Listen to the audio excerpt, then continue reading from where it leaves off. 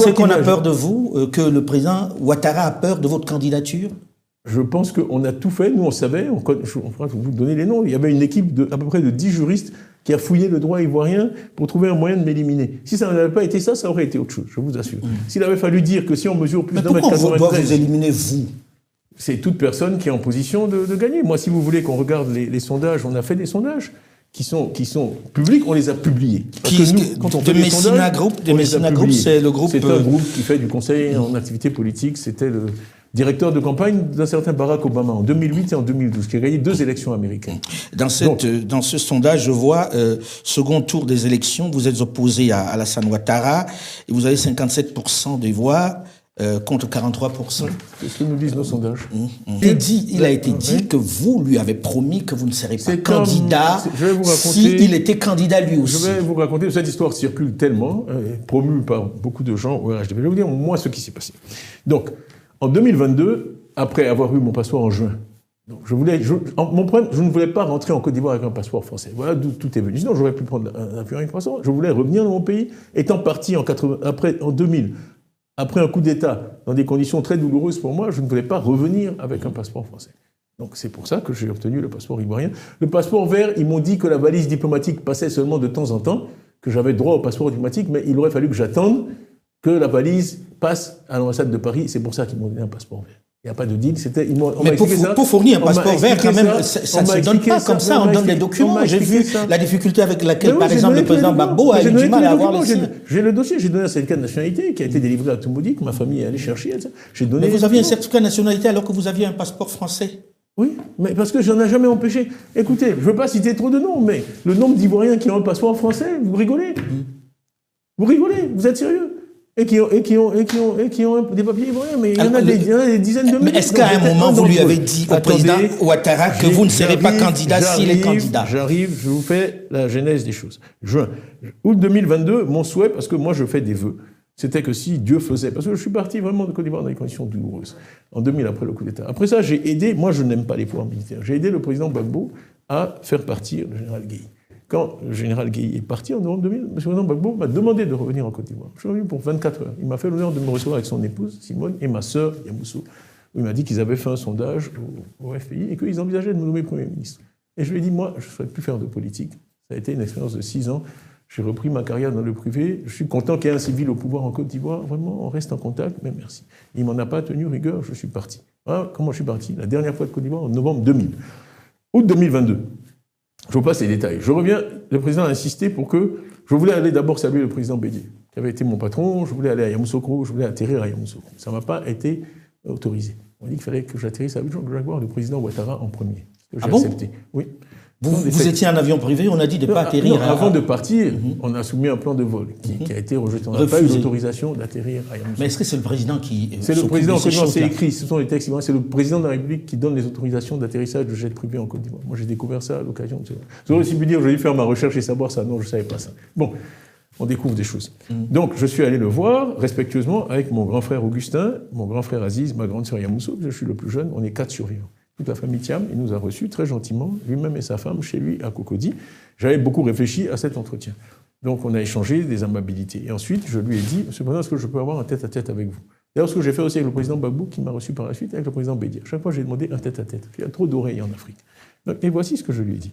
Je lui ai dit, Monsieur le Président, moi j'ai des ambitions, je reviens en Côte d'Ivoire avec des ambitions pour faire de la politique, peut-être un jour. Être candidat à la présidence. Donc, mais là, on est dans le 3e mandat, on a vu ce qui s'est passé en 2020. J'ai besoin de connaître vos intentions. Il me sera difficile d'être candidat si vous êtes de nouveau candidat. Donc il m'a regardé dans les yeux, il m'a dit, non, parce que moi j'ai fini, ce 3e mandat c'est exceptionnel, je ne serai pas candidat. Il vous dit qu'il a fini, il ne sera pas candidat. Oui, je maintiens. Je ne serai pas candidat, donc ça veut dire que ça vous ouvre la porte. Voilà. Mais d'où vient-il alors qu'on dise que non, vous aviez promis... Ça, c'est eux qui le répètent. J'ai dit, il me sera difficile d'être candidat si vous êtes candidat, et donc je veux savoir. S'il m'avait dit à cette époque-là, mais tout aurait été différent. Et malheureusement, comme il y a dans les affaires policières, il y a des témoins contemporains. Parce que mon frère Aziz, j'ai toute confiance en lui, dès qu'on est sorti, je lui ai raconté l'entretien. Donc il y a des témoins contemporains, c'est pas une histoire que j'invente aujourd'hui, c'est ce qui s'est passé. Là où je me suis dit, il y a de l'eau dans le gaz, c'est quand j'ai commencé à faire campagne en 2023, que j'ai vu le niveau de toxicité de ce que le RHDP disait sur moi, le niveau de violence, déjà, pour m'empêcher d'être président du PDCI, vous savez quand même ce qui s'est passé. Le congrès devait avoir lieu le 15 décembre 2023 à l'Hôtel Ivoire. On a suscité 2 plaintes de 2 secrétaires généraux de section, 2 plaintes bidons sur 6800 qui sont allés l'après-midi à une session du tribunal à laquelle nous n'avons pas assisté contre le PDCI. Moi, on avait des rumeurs en disant ils vont interdire votre congrès. On a des sources dans la police. La police était déjà informée cet après-midi-là qu'ils allaient intervenir pour interdire notre congrès. Ils nous l'ont dit. Mais certains n'y croyaient pas. Bon. Donc l'affaire tourne jusqu'à 20h. On est même remonté jusqu'au ministre de la Justice pour essayer de savoir. Et on nous a dit non, mais si une décision pareille avait été prise, le ministre serait au courant. Paf, à 2h du matin, 39 cargos de police. On envoie 39 cargos de police à quelqu'un avec qui on a un deal. Moi, je travaille de façon moderne. J'ai toujours des sondages. J'avais des sondages. Mon estimation, c'est que j'aurais 93% des voix. Eux, ils avaient les mêmes sondages. Ils savaient que j'allais être élu. Okay. 39 cargos de police.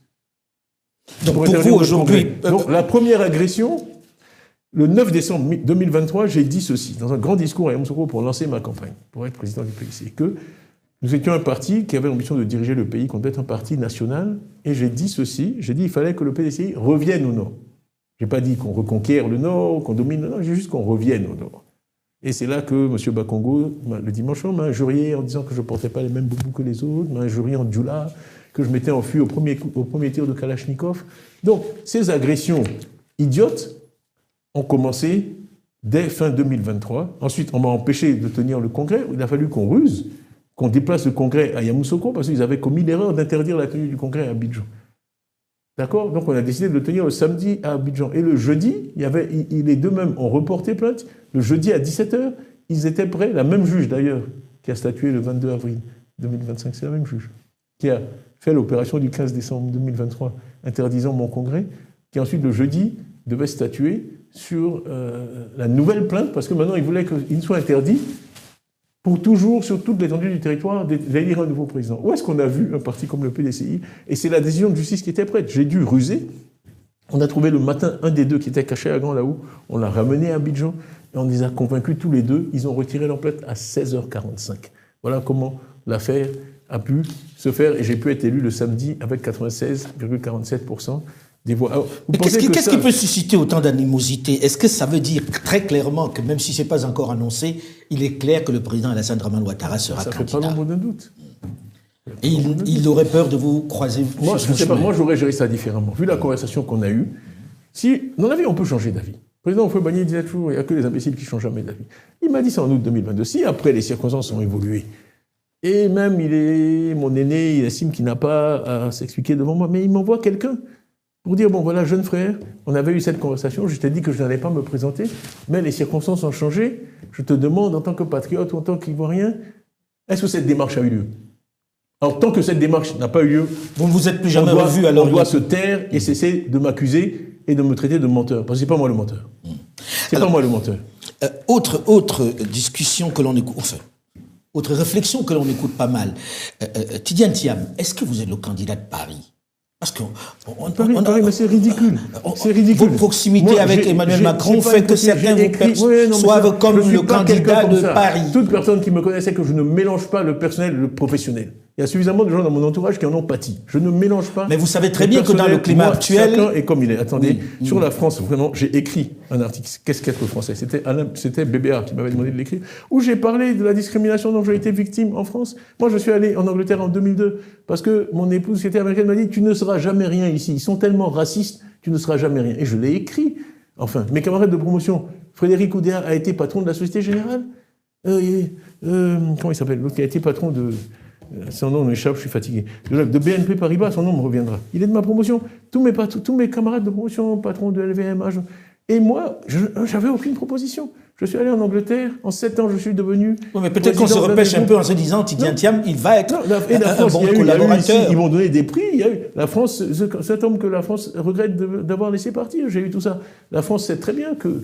Mais aujourd'hui, vous nous garantissez que derrière vous, il n'y a pas une puissance européenne qui soit... garantir, tous les Ivoiriens savent. Toute ma vie, je me suis battu pour la Côte d'Ivoire. J'ai été nommé le 20 avril 1994. Premier Ivoirien, je le rappelle, À l'époque, la théorie de M. Ouattara et de son régime, c'est que j'ai cessé d'être ivoirien en 87. On y reviendra. 1987. 94, j'ai été nommé patron de la DGTX. Après Antoine Césaréo, Philippe Sorel-Eiffel, qui s'est exprimé récemment.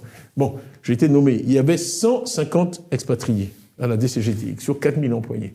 Il y avait donc 3850 Ivoiriens. Les 150 expatriés faisaient pratiquement 50% de la masse salariale. J'ai dit, le temps des colonies est fini. Je suis arrivé, après la dévaluation, j'ai dit, on vous propose à tous des contrats locaux. On va vous payer aux mêmes conditions. Vous êtes tous là depuis 15 ans, 20 ans, vous aimez la Côte d'Ivoire. Bon, vous allez rester à des conditions ivoiriennes. Sur 150, il y en a 141 qui ont refusé. Je les ai licenciés. J'ai eu le chef de la mission de coopération dans mon opinion. Mais je dis, on peut savoir si vous êtes pour ou contre la France. Je lui ai dit, monsieur, ni l'un ni l'autre. Moi, c'est la Côte d'Ivoire qui paye mon salaire. Je suis pour la Côte d'Ivoire. Chaque fois que la France fera des choses qui sont dans l'intérêt de la Côte d'Ivoire, ça ira. Et chaque fois qu'elle fera des choses qui sont contre l'intérêt de la Côte d'Ivoire, ça n'ira pas. Hein, vous n'êtes pas l'homme de Macron. Dans le monde. Je suis un homme de Macron. Macron, avant, c'est moi qui lui rendais service avec tout le respect que je lui dois.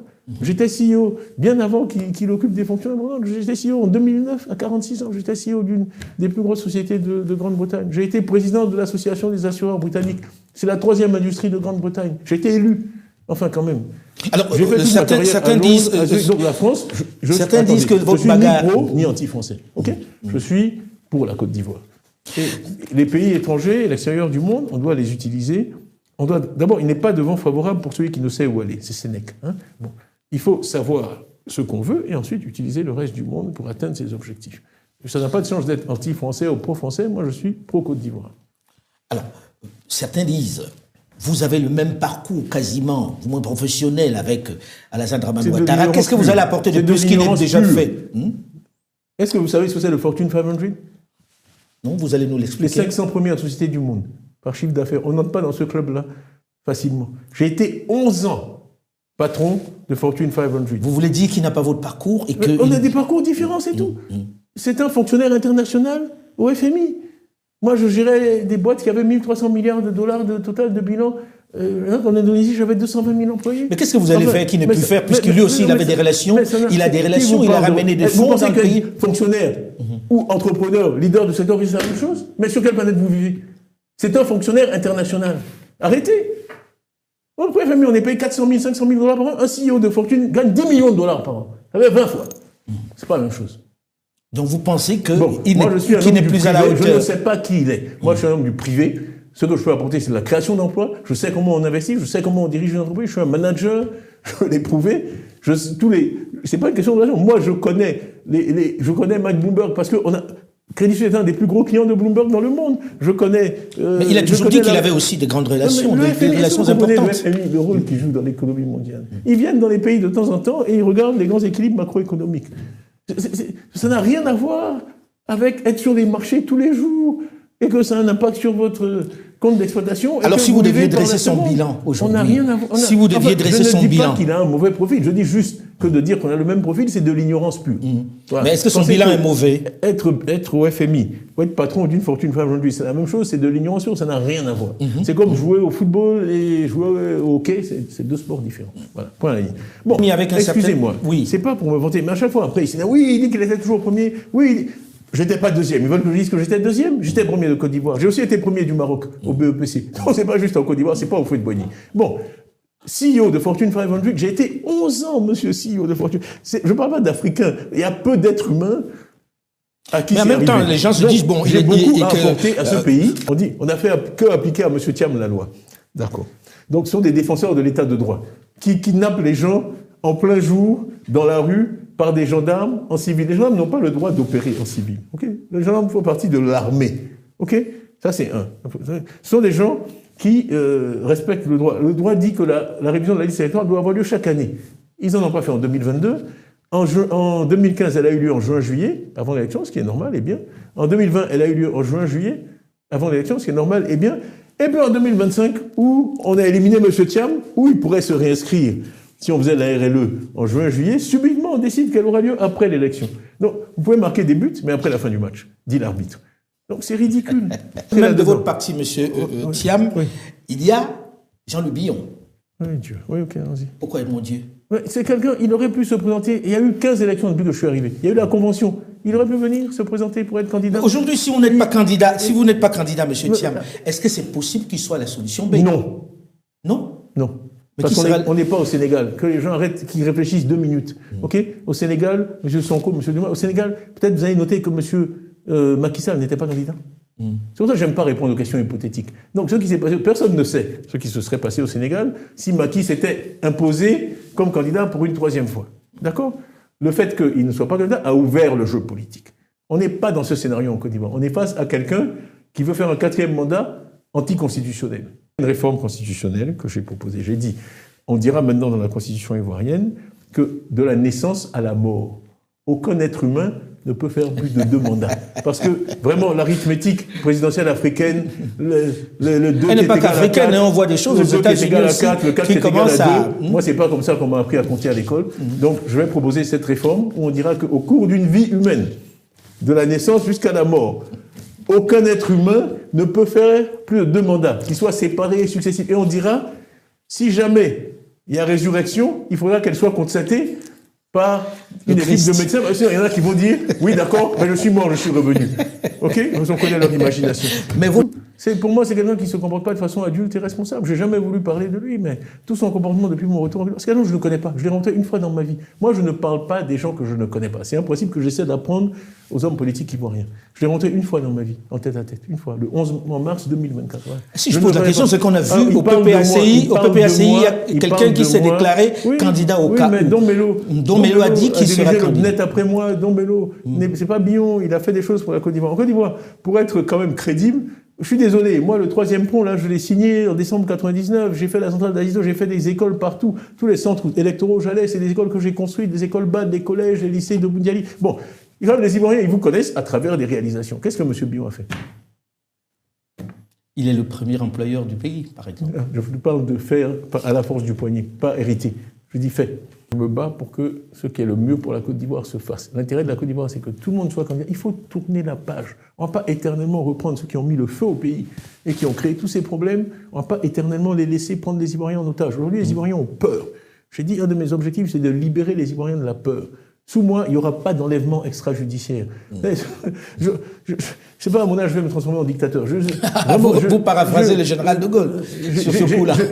Vous avez 2 ans de moins que failli le citer. Et j'ai dit, il va dire, je suis français. Donc je me suis retenu. C'est très drôle. Voilà. Il avait beaucoup d'humour. Absolument. Quand il a dit, enfin, quand même, bon, vous avez les mêmes références que moi. Les mêmes références historiques. Non. Pour moi, la vie humaine est très précieuse. Ce ne sont pas des paroles en l'air. J'ai dit, je n'ai pas de sang sur les mains. Alors on m'a dit que j'ai injurié les autorités actuelles, j'ai dit qu'ils ont du sang sur les mains. Mais on a des problèmes sémantiques. J'ai dit, moi, Tidjane Thiam, je n'ai pas de sang sur les mains. OK? Ça, et je ferai tout ce que je peux pour... Tidjane Thiam, aujourd'hui... Le niveau de toxicité et d'agressivité qui est déployé contre moi, mais comment... Je n'ai jamais fait de tort à la Côte d'Ivoire. Quand je travaillais, j'étais patron du BNET, je n'ai fait que des projets positifs, des puits, des machins. Enfin, on me combat comme si j'étais le diable incarné. Alors quand on vous dit on vous combat... Alors je viens. C'est la défense des intérêts privés d'un clan. Il ne s'agit de rien d'autre. Il ne s'agit pas de l'intérêt de la Côte d'Ivoire. Personne qui croit dans l'intérêt de la Côte d'Ivoire peut croire que je suis une mauvaise chose pour la Côte d'Ivoire. Quel tort je peux faire à la Côte d'Ivoire pour qu'on me combatte? Je suis, depuis 18 mois, injurié. Cet imbécile de Banga qui m'injurie tous les dimanches sur NCI, l'autre idiot de Bamba qui dit que je ne paye pas mes impôts. Alors, justement, parlons-en. Je ne peux pas obtenir de procès équitable en Suisse. Parce que la Suisse s'est convaincue que si leur banque a sauté, qu'à 150 ans, c'est la faute du noir qui l'a géré pendant 5 ans. Voilà. Et que moi, je l'ai laissé avec ses meilleurs résultats sur 10 ans, mais je ne peux pas. Je n'ai pas gagné un seul procès en Suisse. Okay? La justice suisse, pour moi, est raciste et absolument, systématiquement, avec des dossiers en béton. Mes avocats, même, leurs bras, ils ne pensaient pas que c'était possible. Que l'on puisse vous condamner. Oui, cette femme nous a volé. Elle a volé notre argent. Cette femme, c'est une ordure. Je vais vous dire sur la Suisse. Mon livre sort bientôt. On va en parler. Quand mon fils est mort du cancer, ils l'ont mis dans un tabloïd suisse avec sa photo en disant le fils du CEO de Crédit Suisse est mort. Depuis que la Suisse existe, ça n'est jamais arrivé. Je ne suis pas le premier CEO dont le fils meurt. Et pourquoi est-ce qu'il y a eu cette animosité vis-à-vis de vous? C'est du racisme. Alors, ce qui me déçoit le plus, moi, partout où des Noirs sont victimes de racisme, je les défends. Ce qui me déçoit, c'est que des gens de mon pays, alors que je ne suis attaqué que pour des raisons racistes, se fassent la chambre de résonance de ça et le multiplient. Eh bien, ce sont des oncles Tom. Pas bien quand je parle. J'ai Oui, dit, il paraît que la Côte d'Ivoire. non, mais vous prenez d'ouest en est. Il y a le Libéria, il y a la Guinée, il y a le Mali, il y a le Burkina, il y a le Ghana. Ok? Quand vous allez là-bas à l'ouest, c'est les mêmes populations des deux côtés de la frontière qui parlent la même langue. Vous montez vers la Guinée. Déjà, maintenant, les Baoulés sont en train de planter du cacao en Guinée. En Guinée. Ok? Bon. C'est les mêmes populations. Vous allez au Mali, des deux côtés de la frontière, c'est la même chose. Vous allez au Burkina, c'est la même chose. Au Ghana. Donc la Côte d'Ivoire, c'est une mosaïque. Ok? Donc vraiment, vous savez, le président Houphouët disait toujours, et ça je l'ai dit 10 000 fois dans 10 discours, un pays ne doit pas aspirer à être une oasis dans le désert. Et moi, je me suis permis d'ajouter à sa phrase, parce que c'est toujours le désert qui gagne. Okay? Donc cette idée d'une Côte d'Ivoire forteresse, hein, qui se protège de l'AES, c'est ridicule. Okay? Je suis contre, je l'ai dit, et je veux dire, j'ai de bonnes relations avec un certain nombre de gens dans ces pays-là. C'est ridicule. Donc, il faut du gagnant président demain, il renoue les relations avec l'AES. On revitalise, bien sûr, le Conseil de l'Entente, mais bien sûr, on ne peut s'en sortir qu'ensemble. La Côte d'Ivoire sera toujours tirée vers le bas. Mais je vois, vous dites Conseil de l'Entente, vous dites pas AES. Hein. C'est les mêmes pays. Avec eux. Mais ils ont créé leur entité. Très bien, on travaillera avec eux. Ils peuvent l'appeler comme ils veulent, c'est leur droit. Ce que je dis, c'est que moi, j'ai vu le président Houphouët-Boigny payer les salaires de la Haute-Volta, des fonctionnaires voltaïques, avec l'argent du contribuable ivoirien, plusieurs fois. Parce qu'ils comprenaient, le président Yaméogo, je l'ai connu à Yamoussoukro, tous ces gens-là, la Misana, Sankara, ils comprenaient que tout ça, c'est un continuum. Okay? Il y a des gens qui sont venus d'Europe, qui ont tracé des frontières. Donc vous n'approuvez pas cette sanction vis-à-vis de ces trois États? Moi, je dis, il faut toujours dialoguer. Pourquoi? Dans les demandes qu'on a vis-à-vis du gouvernement, pas du RHTB, donc il y a le dialogue. La Côte d'Ivoire, c'est le pays du dialogue, pas le pays de la Kalachnikov. C'est le pays du dialogue. Okay? C'est ça notre culture. Donc, on doit dialoguer. Dans une vision américaine des choses. Okay? Vraiment, tous les talents sont les bienvenus, ils peuvent venir de partout. Tant que les gens sont là, qui s'attachent au pays, qu'ils investissent dans le pays, tant mieux. Et bien sûr, également, des Ivoiriens. Mais c'est un... J'ai toujours dit, voilà, il faut donner la priorité aux entreprises nationales. Moi, j'ai été à la tête de grands groupes internationaux. Quand on regarde les pays... Je dis, c'est comme quand vous visitez une planète en science-fiction. Avant d'aller enlever votre scaphandre, vous allez voir s'il y a de la vie locale. S'il n'y a pas de vie, vous allez garder votre casque. Donc, quand on regarde les pays où investir, on demande toujours d'abord comment se portent les entreprises locales. Non, comment se portent les entreprises locales? Est-ce qu'il y a des entreprises locales à succès? Quand il n'y en a pas, vous dites, bon, moi qui arrive de Londres, là, si dans ce pays A, les entreprises qui parlent la langue, qui sont nées là, qui n'y arrivent pas, moi, j'y vais pas. Donc, pour attirer l'investissement étranger, ce qui est un objectif pour beaucoup de pays africains, il faut d'abord vraiment assurer la prospérité des entreprises locales. Qu'elles se développent. Parce que quand les étrangers viennent aussi, ils veulent des partenaires. Donc ils vont dire, quelles sont les 5 premières entreprises locales avec qui on va... Non, c'est la même chose. En fait, c'est un cercle vertueux. Assurer la promotion des entreprises locales, c'est ce qui va permettre d'attirer l'investissement étranger et d'accroître la croissance. Donc je dis que, malheureusement, souvent, les États passent 80% de leur temps avec des entreprises étrangères. C'est une erreur. Il faut passer 80% de son temps avec des entreprises locales. Moi, quand j'étais en Grande-Bretagne, le Premier ministre Cameron, tous les mois, il avait une réunion avec nous, les principaux CEO du pays. Comme ça que je l'ai bien connu. Et il nous écoutait, il faisait le tour de table. Quels sont vos problèmes? Premier ministre de Grande-Bretagne, pays du G7, et il notait. Bon, ben, monsieur Thiam, je vais régler ça. Bon, monsieur, c'est cette attitude-là. Moi, c'est ce que j'ai appris des anglo-saxons. Vous voyez, le président Trump fait la même chose, le président Obama. Chez eux, c'est naturel. C'est le monde de l'entreprise. Comment dire ça? Il y a un problème dans le modèle français. Moi, c'est quand vous dites la France, tout le monde sait qu'économiquement, je ne suis pas pour le modèle économique français. Moi, je crois dans le modèle anglo-saxon où l'État occupe la place que les entreprises lui laissent. Okay, c'est pas le contraire. Voilà. Bill Gates, Tesla. Quand vous pensez aux États-Unis, vous pensez à quoi? Microsoft, vous pensez à Tesla. Tout le monde connaît le nom du patron de Tesla. Qui connaît le nom du secrétaire d'État au commerce? Ok. Quand j'allais à Davos, Osborne, qui était le ministre des Finances, on rigolait toujours. Parce que moi, j'étais patron de privé, j'étais en business, il était en éco. À chaque fois, il me disait, bon, Titi, see you later.